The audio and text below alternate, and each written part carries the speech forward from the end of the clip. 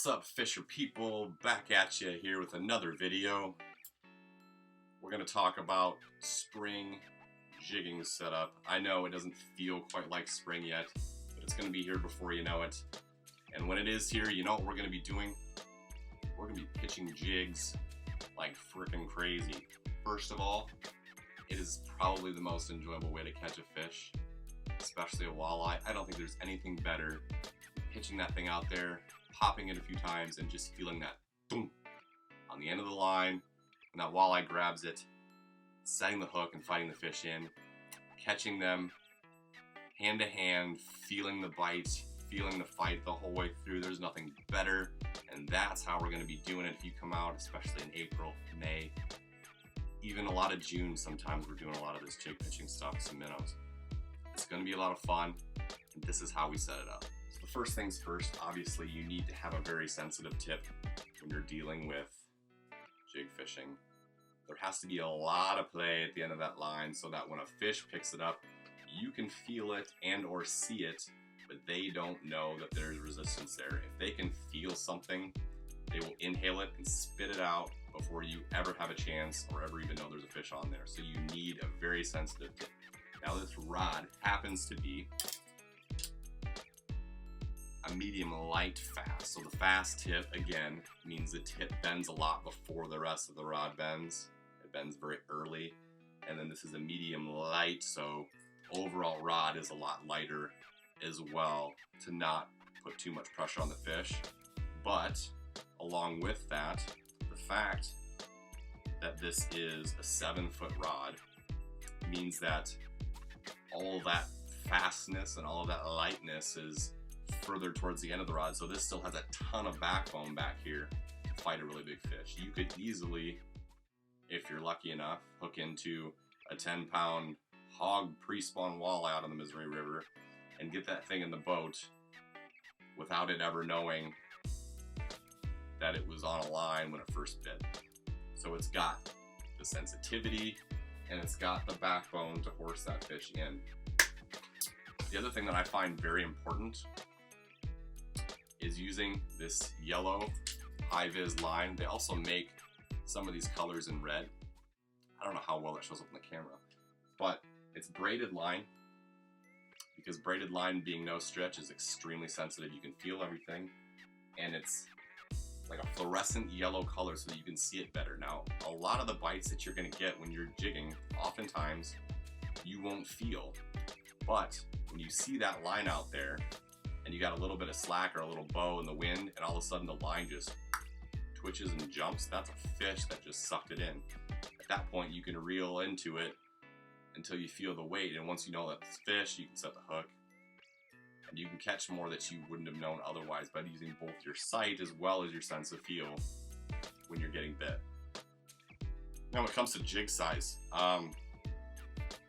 typically the rule of thumb is you want to go as light as you can get away with. However, sometimes I find some small sizes to be just too light and it's just too hard to feel. I rarely go lower than an 1/8 ounce. You can fish a 16th for walleyes for sure. It's easier if you're going vertical, it's harder to cast that. An 1/8 ounce is perfect to me unless I really need to bomb a cast, I think, to feel as much as I can feel, but also to have it not fall incredibly fast and not dominate the profile, leaving the bait and the minnow to do more of the work down there for you. So, because that's another thing to think about is the fall rate of the bait. The heavier the jig, the faster it will fall through the water. So if you have very tentative fish and their mood's a little negative, you want something softer, or lighter rather, so that it falls softer and gives that fish a chance to grab it while it's hanging there. If it's falling fast, you're going to need more aggressive fish that are more willing to chase and aren't turned off by the sudden jerky movements of your presentation. 1/4 ounce jigs can work great, especially when the wind starts blowing a little more. It becomes harder to feel what you're trying to feel, so you need more weight. First, just to be able to cast with wind, and also to be able to feel what's going on, because you can have more of a bow in your line. So sight becomes more important to watch the line jumping, and having a heavier jig can help you stay in connection with your presentation and feel what you're trying to feel much better as well. The other thing that I would say is a great tip when you are fishing in the wind is cast downwind as often as you can. You can't always do this if you're short fishing, but if you're in a boat, once you find the place that you want to cast to, if you're anchoring or whatever it is, try to position your boat so that you're straight upwind from that spot and you can pitch straight downwind. That'll keep your line straighter with the wind, and you don't have to deal with so much of a bow in the line, and it becomes a lot easier to stay focused and in contact with the sensation of the bites and the sensation of the bottom and of the structure that you're pulling over. And that's another thing to think about too. Like a lot of what you're trying to feel for, you're trying to feel for bites, but it also helps to feel what the terrain is down there. So if you're casting over gravel or rocks, as you're dragging that thing along, if you have a sensitive enough rod and sensitive enough line, you'll be able to start to pick up what's down there as you crawl and hop that jig over things. You can feel certain rocks, you can feel bigger rocks, you can feel if you start to run into weeds, you can feel if you start to get hung up on a branch or a tree or something like that.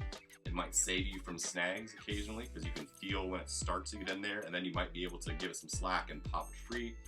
But also it helps you map out in your mind the terrain that you're fishing on to know exactly what is where, what type of bottom you're dealing with, and whether or not that's actually a good spot to fish. If you're looking for gravel and rock, you should be able to feel it when you're pulling that jig back to the boat, and this helps you know. Last thing I would throw in there is basically, if you're doing this type of fishing, again, this is often a spring presentation. This is pre-spawn, shortly post-spawn. You're probably going to be looking for those spawning areas. You're probably going to be looking for wind-blown shorelines, rock and gravel. The fish are probably going to be shallow. So those are the spots you're looking for. You're looking for points, protrusions, flats. You need the wind blowing in there to reflect light a little bit, to bring in the bait, potentially to cloud up the water a little bit, pushing around warm water. That's another thing to look for in the spring. As the wind blows water, it's blowing that warmer surface water, assuming that the sun's starting to heat things up. So you're going to find pockets of water that might be 10 degrees different in different areas of the lake because the wind's pushing that warmer water around. Otter clarity, you might be finding the wind pushing in dirtier water in certain spots. If you have a super clear situation, which you often can in the spring before the algae blooms and that kind of stuff, when you do find pockets of slightly dingier water, typically fish are going to gravitate towards that because it's covered and because it's a little bit of sunblock for the walleyes in their eyes, and it gives them a chance to ambush predator or prey fish that way. So yeah, hopefully this is helpful. Hopefully next time you go out fishing this spring, once that day arrives, you'll have a better idea of what you're trying to do with jig fishing. And if you want to come out with us, we will do a crap ton of jig fishing first couple of months, and you'll get a very in-depth tutorial. It'll hopefully be a great learning session. You'll figure it out a lot, you'll learn a lot, and we'll catch a lot of fish together. So I look forward to seeing you. If you liked this video, again, click the button to say so, because I can't read your mind, neither can I.